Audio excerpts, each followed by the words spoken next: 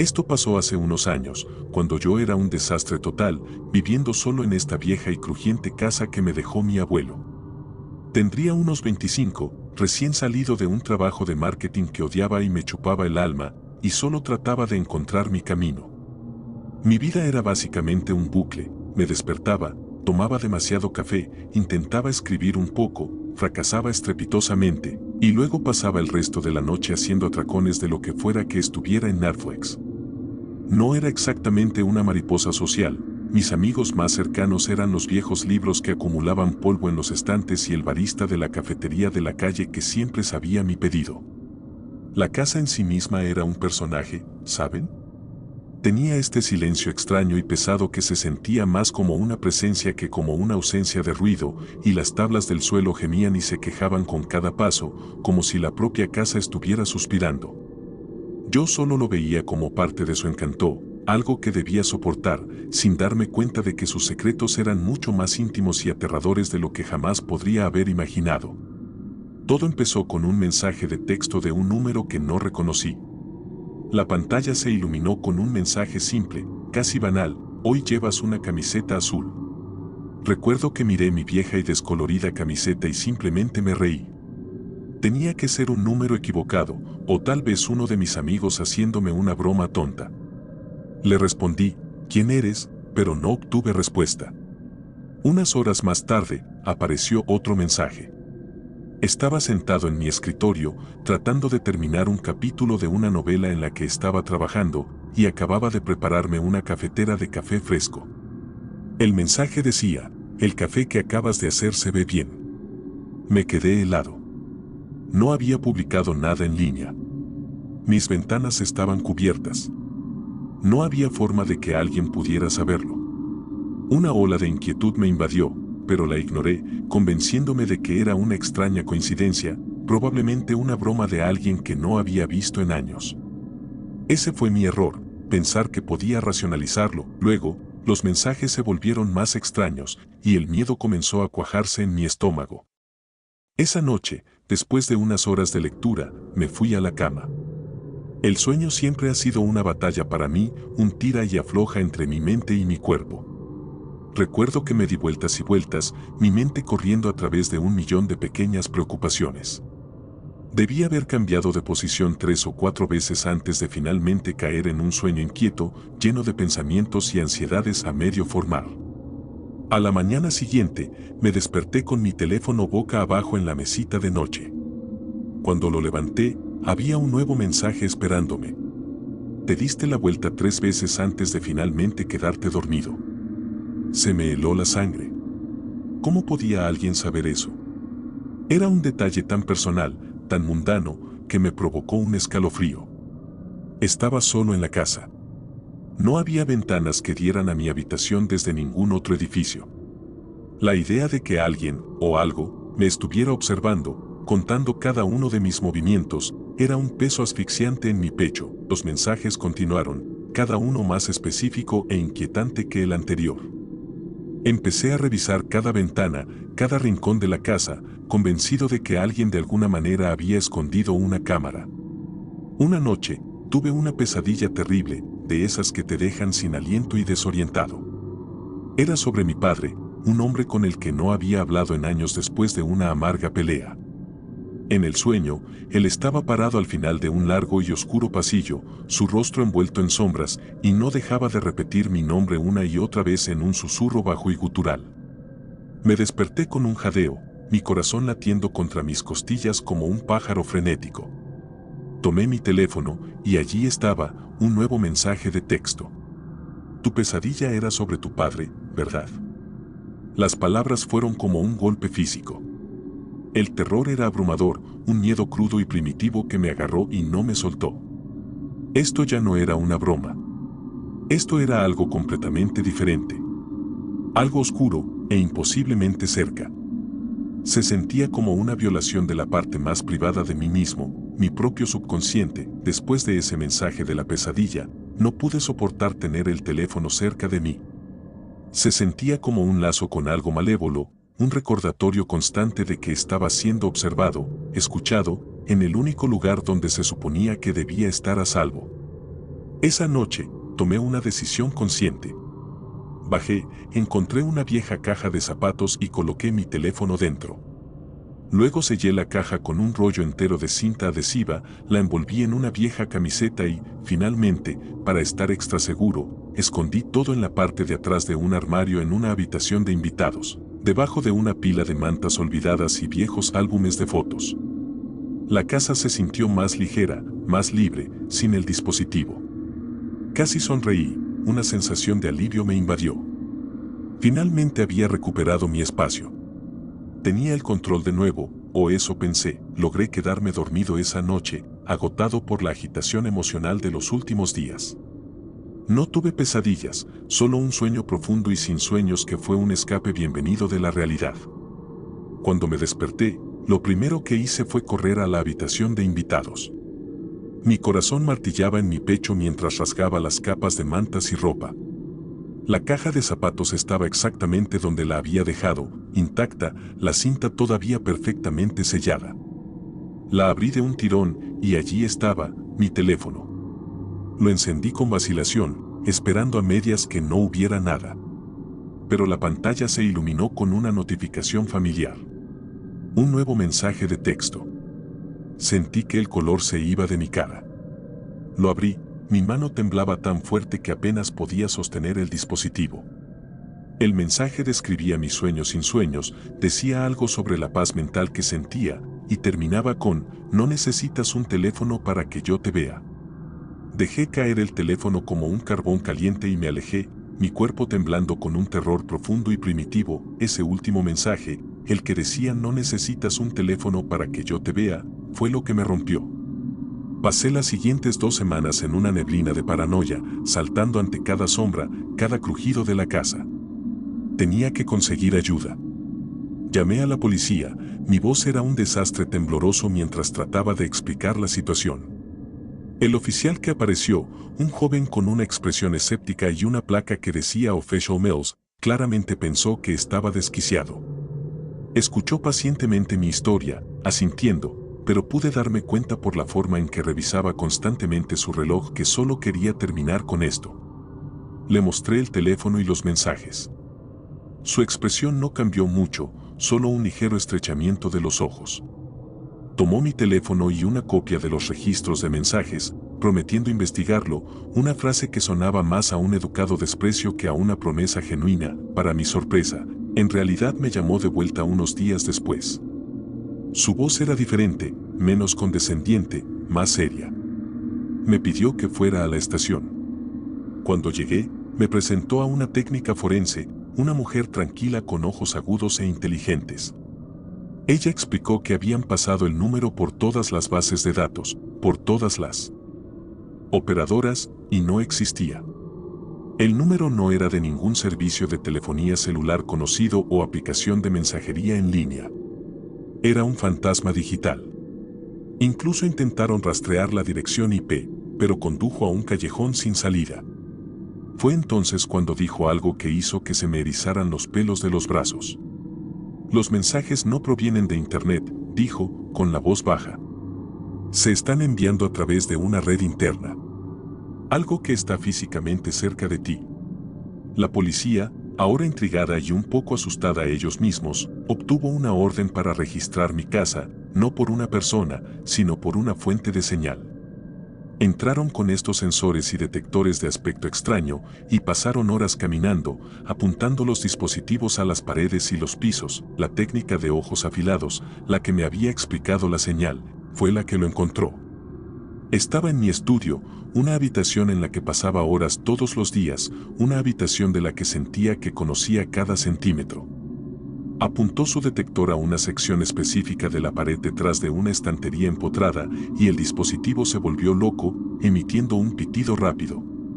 Cortaron la pared y yo observé, con el estómago revuelto, mientras sacaban un artilugio que solo podía describir como algo salido de una película de ciencia ficción. Era una caja de metal, aproximadamente del tamaño de una caja de zapatos, cubierta con una gruesa capa de polvo. Parecía antigua, como si hubiera estado sellada dentro de las paredes durante décadas. No tenía botones visibles, ni antena, Solo una pequeña pantalla rectangular y algunos puertos extraños en el lateral. Era tan vieja que parecía que ni siquiera debería funcionar. La policía la manejó con extrema precaución, como si fuera una bomba viva. Se la llevaron de vuelta a la estación y me quedé solo en mi casa, ahora con un agujero en la pared y un nuevo tipo de silencio que se sentía aún más aterrador que el anterior. Me llamaron al día siguiente. La técnica explicó que tuvieron que conseguir equipo especial solo para encender el dispositivo.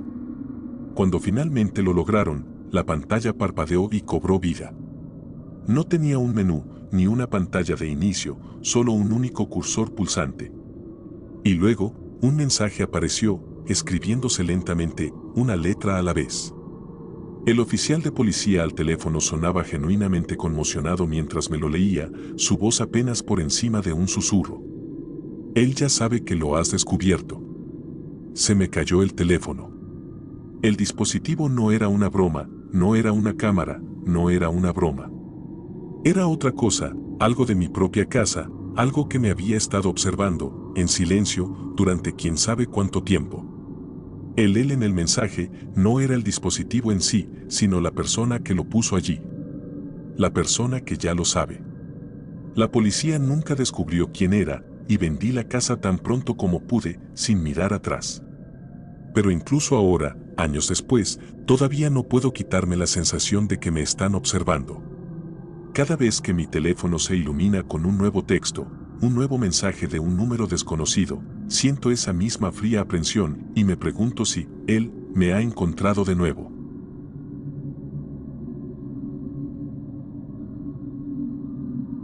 Sabes, es curioso cómo miras hacia atrás en momentos de tu vida y te das cuenta de cómo todo te estaba llevando a un punto específico. Para mí, ese punto fue el verano de 2011. Era solo un niño, tal vez de 12 o 13 años, y mis padres acababan de comprar esta gran y antigua casa victoriana a unas pocas ciudades de donde vivíamos. Era una de esas casas que ves en las películas, con un porche envolvente, una puerta principal chirriante y un jardín enorme y descuidado. Mi padre, un profesor de historia que amaba cualquier cosa con una historia, estaba extasiado. Mi madre, una vibrante diseñadora de interiores con una habilidad para hacer que cualquier espacio se sintiera como en casa, lo vio como un lienzo en blanco. Yo era solo un chico tímido e incómodo con una pila de videojuegos, una nueva habitación que reclamar como propia y el constante zumbido del viejo tocadiscos de mi padre llenando la silenciosa casa con los clásicos. Mi vida era bastante simple en aquel entonces y no tenía ni idea de que estaba a punto de dar un vuelco por completo. Todo comenzó con un cuadro extraño que ya estaba allí cuando nos mudamos, estaba en la sala de estar, colgado en una pared junto a la chimenea. Era enorme, enmarcado en esta madera pesada y oscura, y era lo primero que veías al entrar. El cuadro en sí mismo era extraño. Era un retrato de una familia. Un hombre, una mujer y una niña pequeña. Todos se veían tan sombríos, casi enfermizos. El hombre tenía una cara larga y demacrada y ojos que parecían seguirte. La mujer estaba igual de pálida, con el cabello recogido tan tirante que parecía doloroso. La niña pequeña sostenía una muñeca de porcelana a la que le faltaba un ojo, y tenía esta expresión inquietante y vacía. Todos estaban vestidos con estas viejas y rígidas ropas de una época que ni siquiera podía ubicar. Mi padre pensó que era un tesoro, una parte de la historia de la casa. Mi madre lo encontró espeluznante, pero seguía diciendo que tenía carácter y que podía trabajar con él. Yo lo odié desde el principio. Recuerdo que me quedé allí, mirándolo por primera vez, y sentí esta sensación fría y pesada asentarse en mi estómago. Era como si el aire alrededor del cuadro fuera más denso, más frío. Unos días después, mi madre intentó quitarlo para volver a pintar la pared, pero estaba clavado tan fuerte que no se movía. Simplemente nos dimos por vencidos, pensando que era solo una extraña peculiaridad de una casa vieja. Si tan solo hubiéramos sabido, durante un tiempo, sinceramente nos olvidamos de él. Estábamos ocupados desempacando, pintando habitaciones y lidiando con todas las pequeñas peculiaridades de una casa vieja. El cuadro simplemente se desvaneció en el fondo, una parte permanente, aunque inquietante, de la decoración de la sala de estar. Yo jugaba con mi PlayStation 2 en el sofá grande y feo que mis padres compraron en una tienda de segunda mano, y el retrato simplemente estaba allí.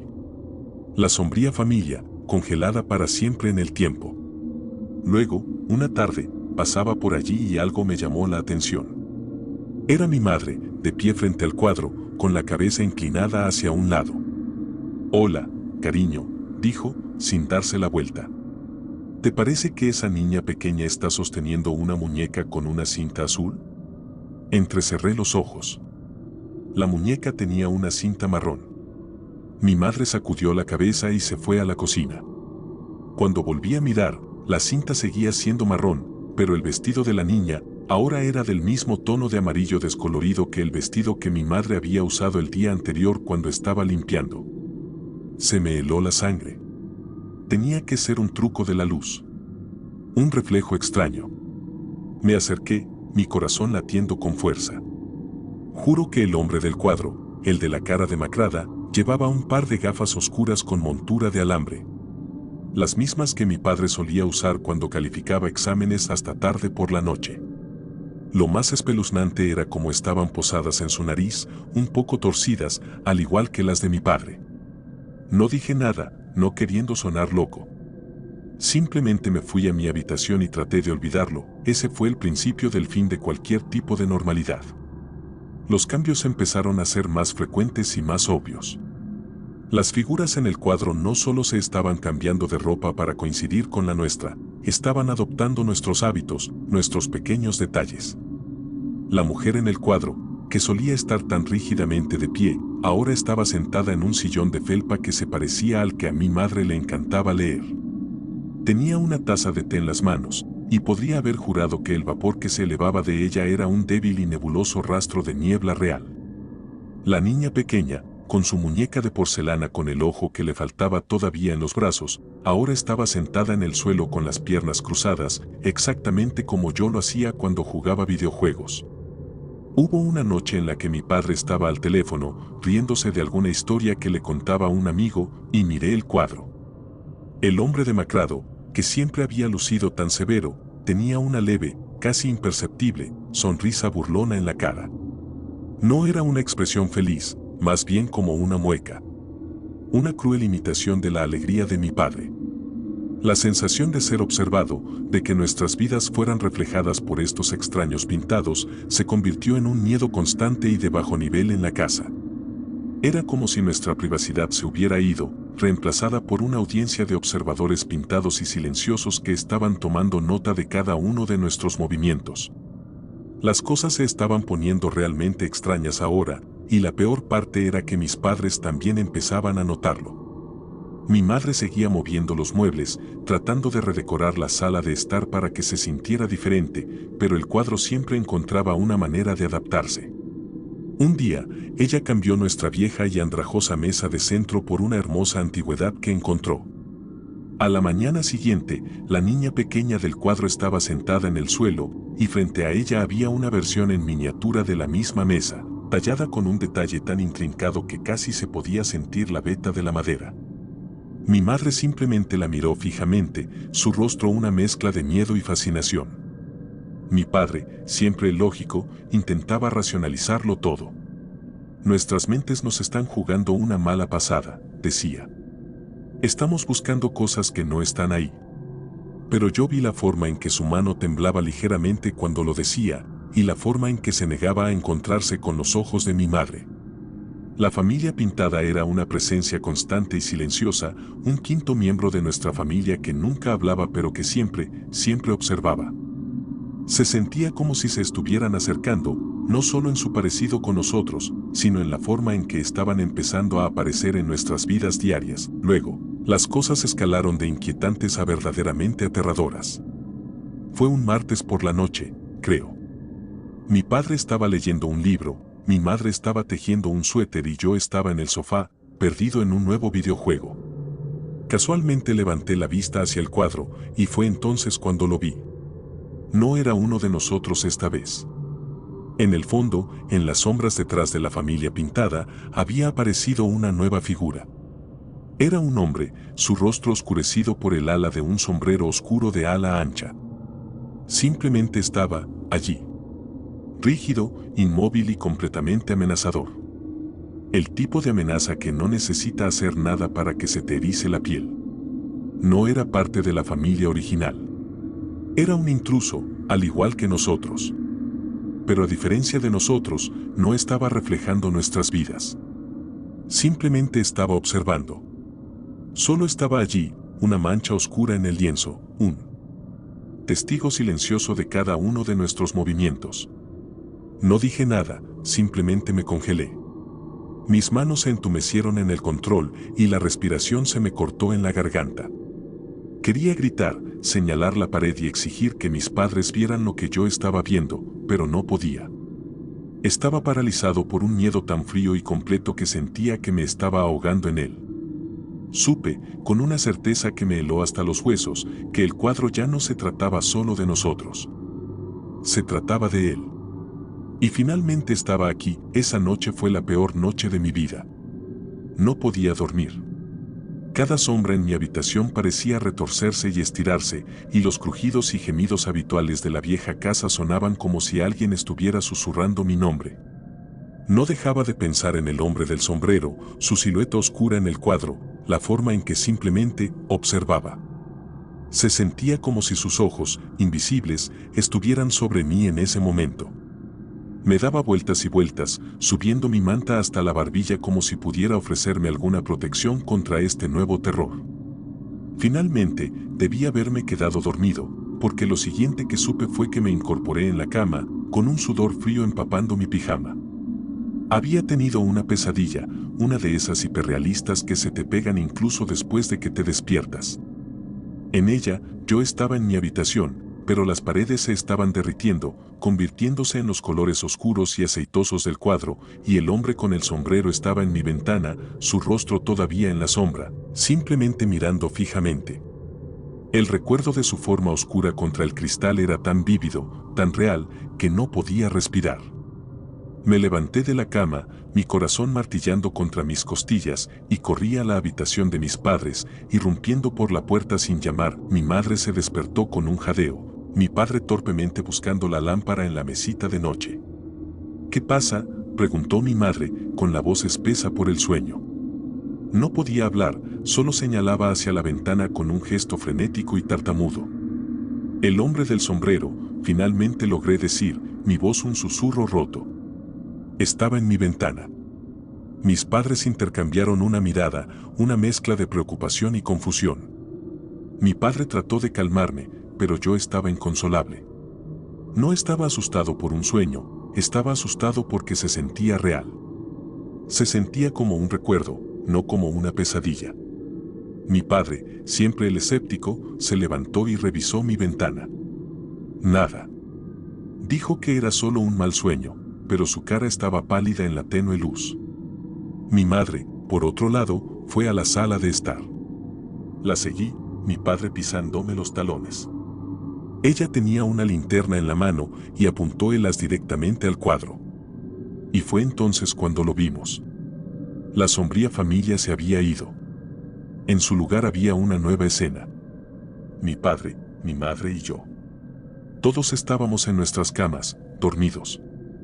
El libro de mi padre estaba en su mesita de noche, el tejido de mi madre estaba en el suelo y yo estaba envuelto en mis mantas. Éramos nosotros. El cuadro finalmente nos había alcanzado. Pero el horror estaba en los detalles, mi corazón se detuvo. Éramos nosotros. Durmiendo. Pero había algo más en el cuadro.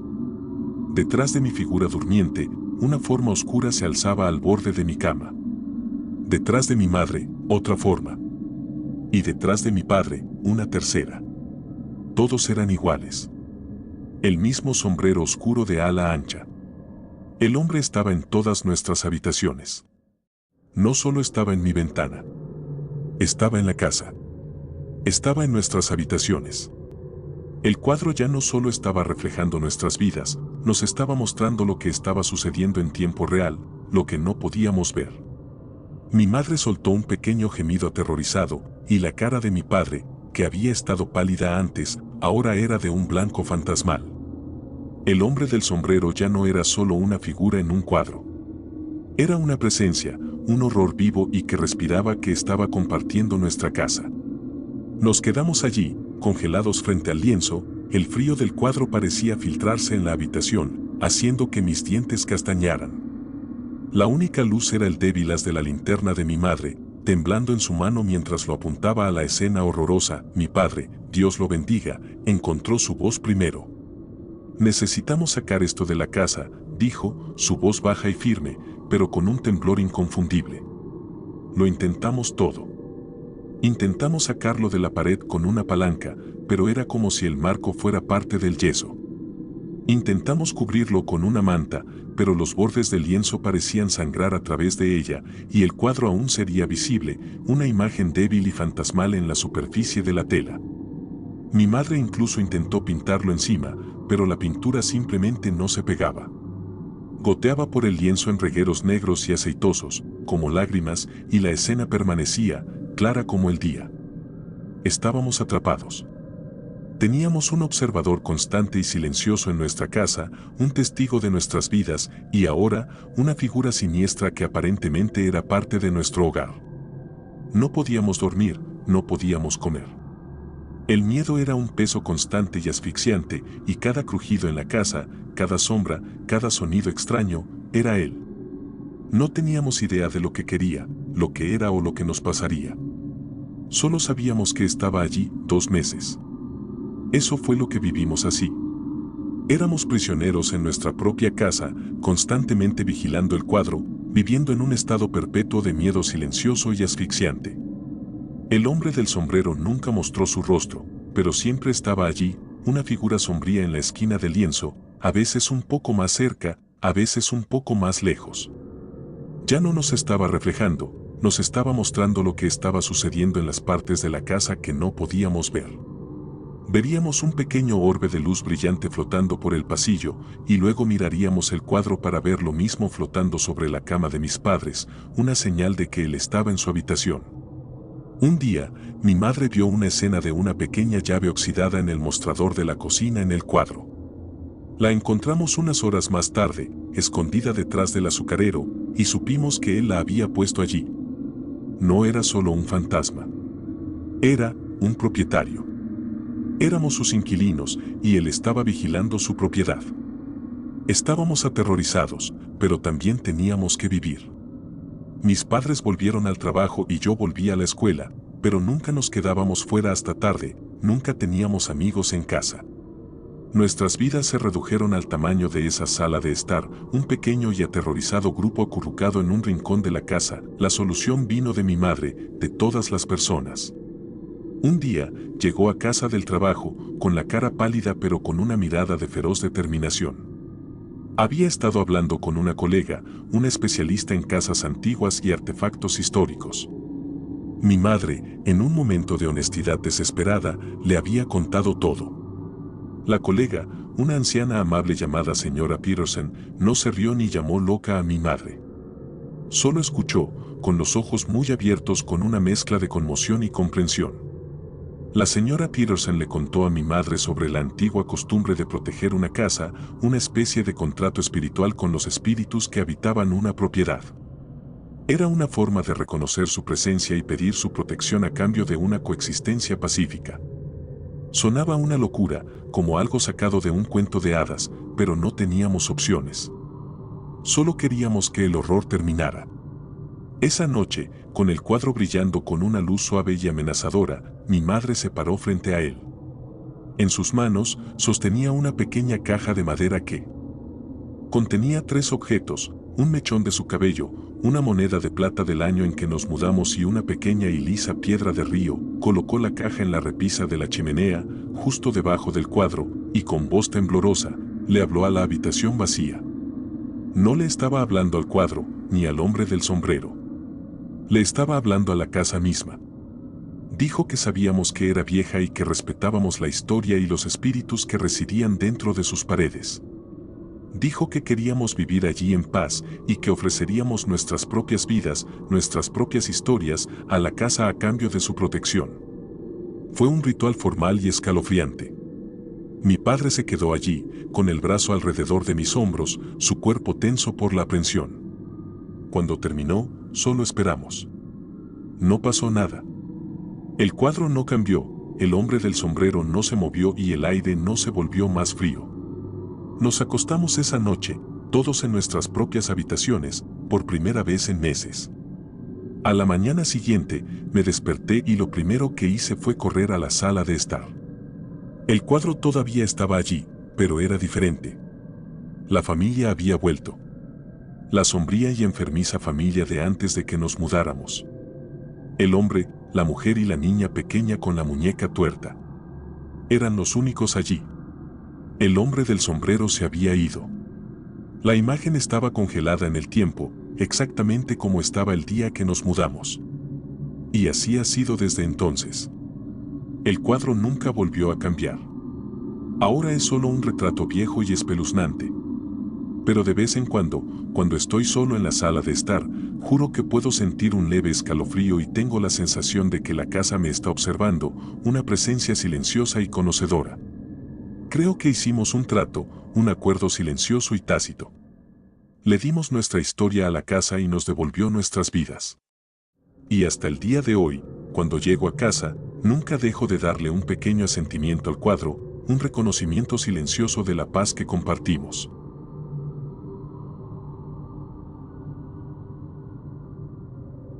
Es gracioso cómo miras hacia atrás en momentos de tu vida y te das cuenta de que todo te estaba llevando a un punto específico.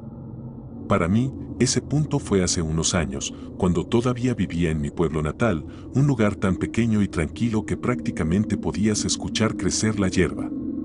Era el tipo de pueblo donde todos sabían tus asuntos, y el evento más grande del año era el festival anual de la calabaza.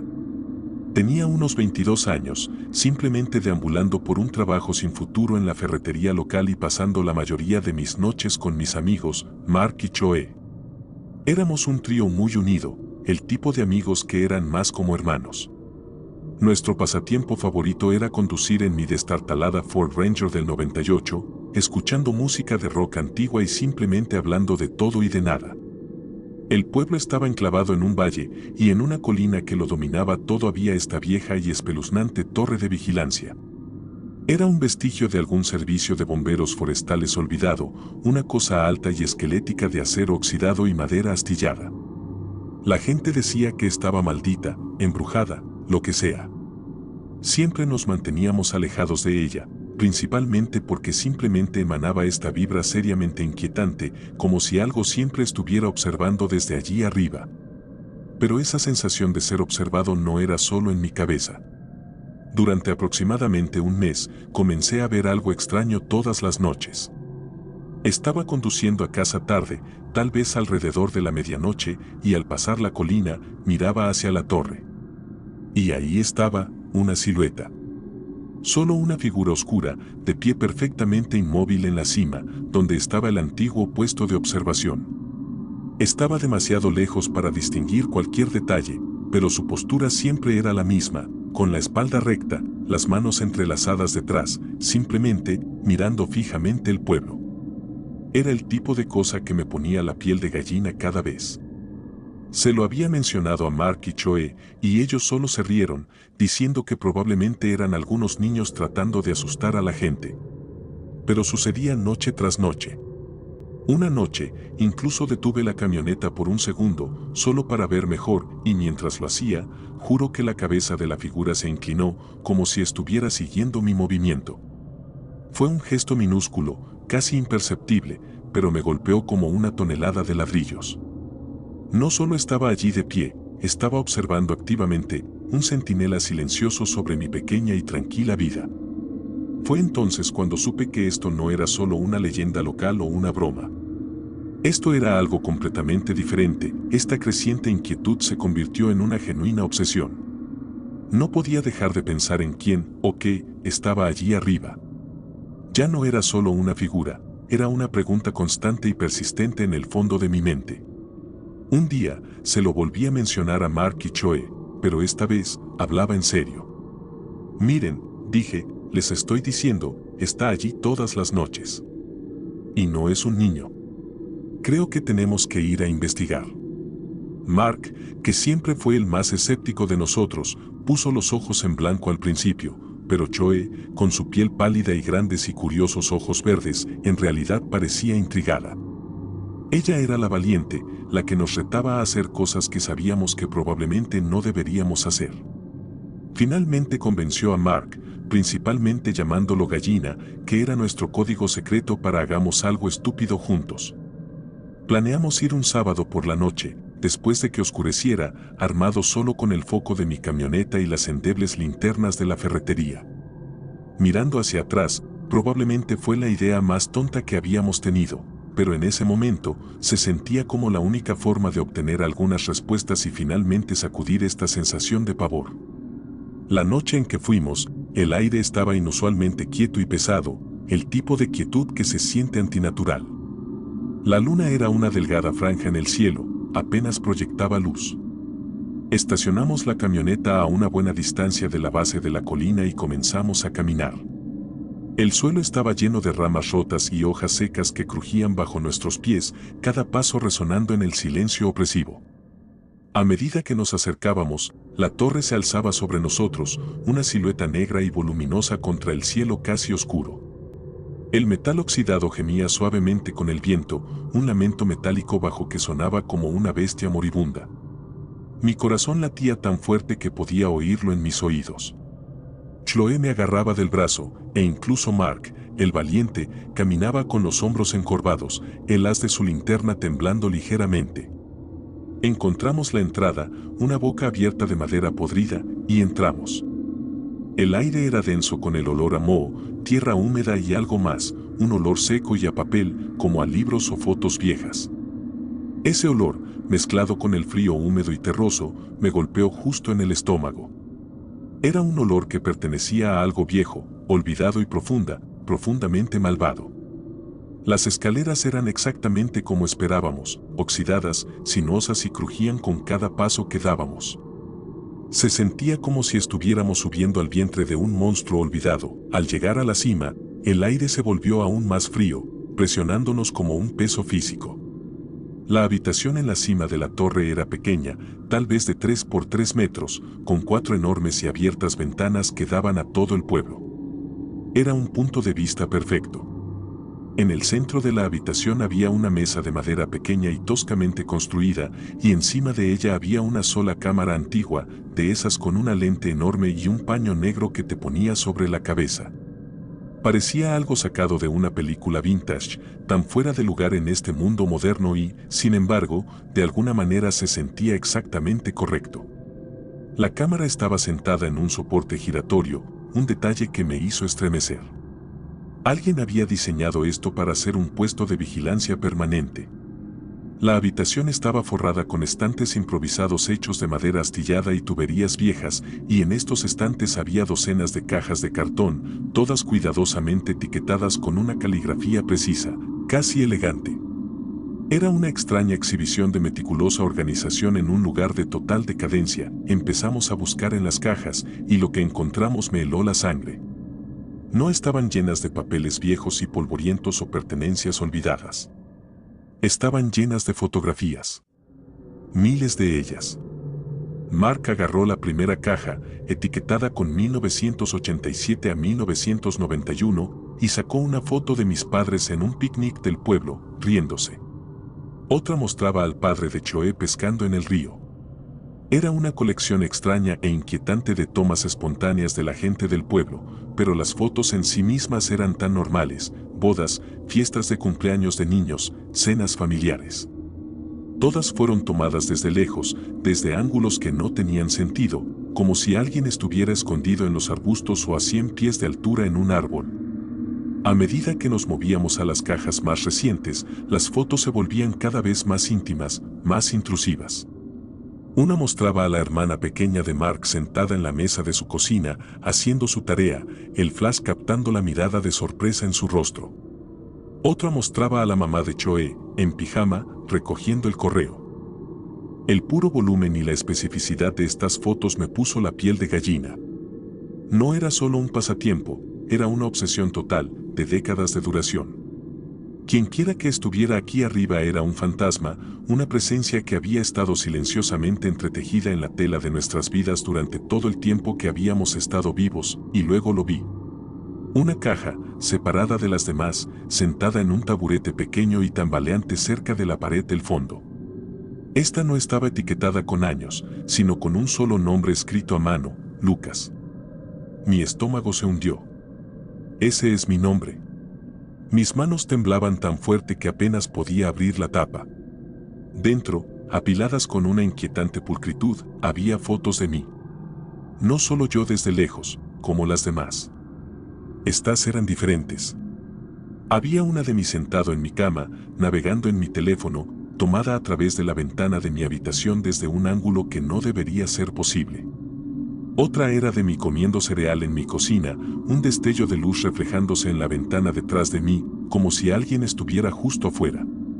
Incluso había una foto de mí durmiendo, la tenue luz de la lámpara de mi mesita de noche apenas iluminaba mi cara. La pura intimidad de ello me puso la piel de gallina.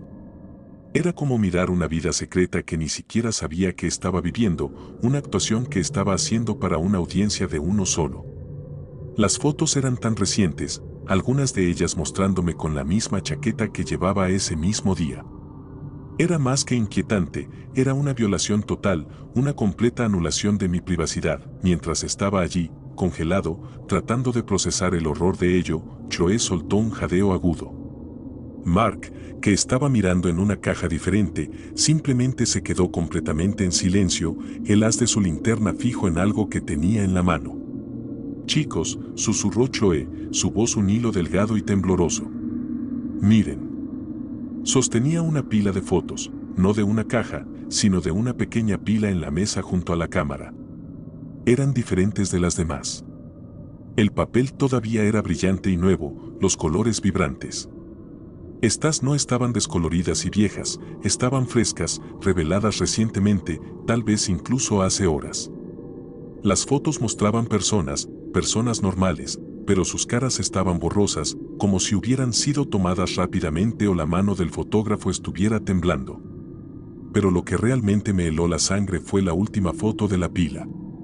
Era una foto del interior de la torre de vigilancia, tomada desde la esquina de la habitación. El ángulo era imposible, no había ninguna cámara allí, nada más que nosotros.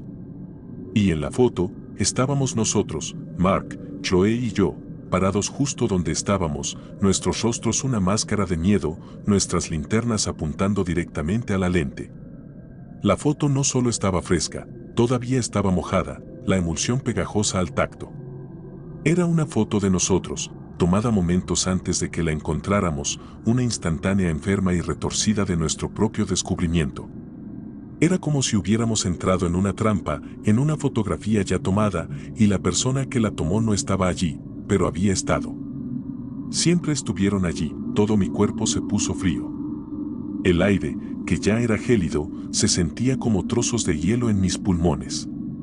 Mi mente ni siquiera podía procesar la foto que tenía en la mano. Era una imposibilidad física.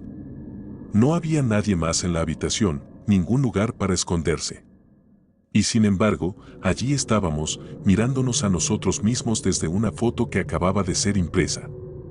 La pura y aterradora lógica de ello me golpeó como un golpe en la cabeza. La figura que había estado viendo en la torre todas las noches no era solo un merodeador, eran el fantasma en la máquina, un artista meticuloso y silencioso de la vigilancia. Estaban en todas partes y en ninguna. Mark, pálido y callado, me agarró del brazo y me hizo retroceder, sus ojos muy abiertos con un terror que reconocí al instante. Tenemos que irnos. Ahora, tartamudeó, su voz apenas un susurro.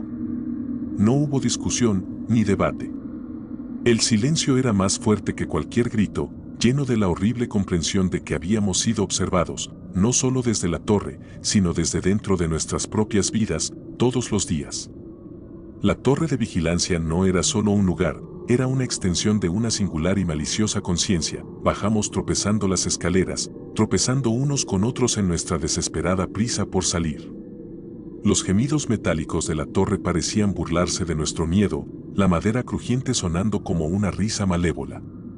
No dijimos una palabra hasta que estuvimos de vuelta en mi camioneta, alejándonos de la colina tan rápido como la vieja Ranger podía ir. De vuelta en mi casa, solo nos sentamos en la sala de estar, con las luces encendidas, sin hablar. La foto todavía estaba en mi bolsillo, una prueba pegajosa y horrible de lo que habíamos visto. El silencio era espeso y pesado, puntuado solo por nuestra respiración entrecortada. Finalmente, Joe rompió la quietud. ¿Qué fue eso?, preguntó, su voz temblando. ¿Quién pudo haber hecho eso? No teníamos respuestas. Simplemente nos sentamos allí, un trío de chicos cuyas vidas habían sido cambiadas irrevocablemente por el escalofriante descubrimiento de un mundo secreto que nunca supieron que existía. La inocencia de nuestro pequeño pueblo se hizo añicos. Ya no éramos los personajes principales de nuestras propias vidas, éramos sujetos en el documental privado y enfermo de otra persona. La torre no era solo una ruina en una colina, era un monumento a un voyeurismo aterrador que estaba tan profundamente arraigado en nuestras vidas que ni siquiera podíamos verlo. A la mañana siguiente, el terror todavía se aferraba a nosotros como una segunda piel. Nos reunimos, todos con la apariencia de no haber dormido nada. Sabíamos que no podíamos simplemente dejarlo pasar. La idea de que esa persona, quien quiera que fuera, todavía estuviera allí arriba, observándonos, era insoportable. Teníamos que hacer algo. Así que fuimos a la policía. Recuerdo estar sentado en la pequeña y polvorienta oficina del Sheriff Miller, un hombre con un bigote canoso que parecía preferir estar pescando. Le contamos toda la historia, nuestras palabras tropezando unas sobre otras en nuestro pánico. Escuchó pacientemente, su rostro una máscara de escepticismo educado, una sonrisa asomándose en sus labios como si estuviera complaciendo a un grupo de adolescentes con una historia de fantasmas. Le mostramos la foto, la prueba horrible. La sostuvo, dándole la vuelta en su mano, su ceño frunciéndose al notar la humedad del papel. No dijo mucho, solo que enviaría una patrulla para revisarlo. Pero pudimos verlo en sus ojos. No nos creía. Pensó que éramos solo unos niños que habían entrado en un lugar prohibido y ahora buscaban atención. Horas después, el Sheriff Miller me llamó. Su voz era diferente esta vez, desprovista de cualquier humor. Sonaba nervioso. Dijo que la patrulla no encontró nada. La torre ha sido derribada, dijo, su voz un murmullo bajo. Parece que alguien lo hizo con un equipo profesional. Nadie vio ni escuchó nada. Se me heló la sangre de nuevo. La torre, la que había estado en pie durante décadas, se había ido. ¿Así como así? Dijo que no encontraron cámaras, ni fotos, ni mesas, nada. Todo el piso superior, donde habíamos estado la noche anterior, era un lienzo en blanco. Era como si nunca hubiera existido. Incluso me envió una foto desde la cámara del salpicadero de su patrulla. Era una toma de la colina, ahora solo un montículo de tierra y unos pocos postes de madera astillados. La torre había desaparecido por completo. Nunca supimos quién estaba en la torre, o cómo pudieron derribarla tan rápidamente sin que nadie se diera cuenta. La figura en la colina nunca más fue vista. El miedo, sin embargo, nunca se fue del todo. Todavía nos reunimos, pero nunca hablamos de esa noche. No necesitamos hacerlo. Solo nos miramos, y lo sabemos. Éramos solo un momento fugaz en la larga y silenciosa narrativa de alguien, una parte de una historia que terminó en el momento en que descubrimos que estábamos en ella. Y de vez en cuando, todavía me sorprendo mirando mi ventana, solo para asegurarme de que no hay nadie allí.